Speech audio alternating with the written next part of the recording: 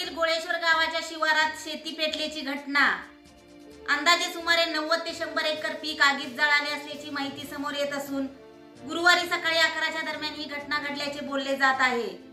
घटनास्थळी प्रशासनाच्या वतीने पंचनामे सुरू असून जास्त करून या ठिकाणी ऊसाचेच पीक असल्याचे दिसून आले असून सुमारे 10 ते 15 शेतकऱ्यांचे यामध्ये अतोनात नुकसान झाल्याची प्राथमिक माहिती समोर येत आहे। शिवाजी स्टेडियम पासून जाणारा रस्ता सूर्यवंशी मळा बर्गेमळा या मार्गावरील गोळेश्वर गावच्या शिवारात ही अत्यंत दुर्दैवी अशी घटना घडल्याचे समोर येत आहे।